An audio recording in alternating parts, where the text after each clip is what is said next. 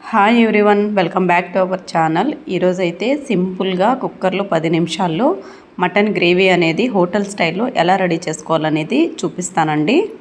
ముందుగా 1 KG mutton తీసుకొని 2 సార్లు శుభ్రంగా వాష్ చేసి అందులోకి సాల్టు, పసుపు, ఉప్పు, కారం, ధనియాల పొడి, పచ్చిమిర్చి, కరివేపాకు, అలాగే దాంతోపాటు పెరుగు యాడ్ చేసుకొని బాగా మిక్స్ చేసి ఒక అర్ధగంట పక్కన పెట్టుకోవాలి.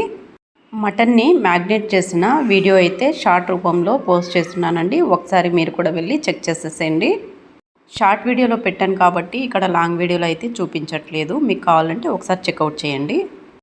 ముందుగా స్టవ్ మీద కుక్కర్ పెట్టుకొని ఆయిల్ వేసి హీట్ అయిన తర్వాత స్పైసెస్ యాడ్ చేసుకొని సన్నగా పొడవుగా కట్ చేసుకున్న ఆనియన్ యాడ్ చేసుకొని దీంతోపాటు పచ్చిమిర్చి, కరివేపాకు కూడా వేసి వేగిన తర్వాత అల్లం వెల్లుల్లి పేస్ట్ వేసి బాగా పచ్చివాసన పోయేదాకా వేయించుకోవాలి.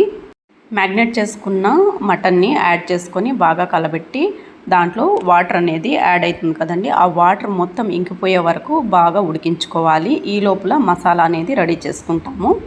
మసాలా కోసం పెద్ద సైజు ఆనియన్ ఒకటి, పెద్ద సైజు టమాటా ఒకటి, అలాగే జీడిపప్పు, దాంతోపాటు మిరియాలు కూడా 1 స్పూన్ యాడ్ చేసుకొని మిక్సీ పట్టుకోవాలి. ఈ విధంగా మిక్సీ పట్టి ఈ మిశ్రమాన్ని మనము మటన్లోకి అయితే యాడ్ చేసుకొని బాగా మిక్స్ చేసేసి బాగా ఉడికించుకోవాలి.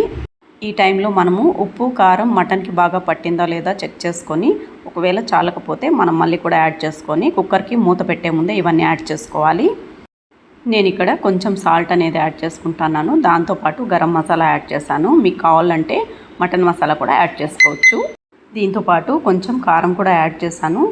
తర్వాత వాటర్ అనేది 1 చిన్న గ్లాస్ వాటర్ అనేది యాడ్ చేసుకున్నాను. నేను ఇక్కడ కొత్తిమీరతో పైన గార్నిష్ చేసుకొని కుక్కర్ మూత పెట్టి 8 విజిల్స్ వచ్చేదాకా ఉడకపెట్టుకున్నానండి. అప్పుడే మనకి ముక్క సాఫ్ట్గా, గట్టిగా లేకుండా ముక్క సాఫ్ట్గా, గ్రేవీ కూడా చాలా మంచి టేస్ట్గా వస్తుంది.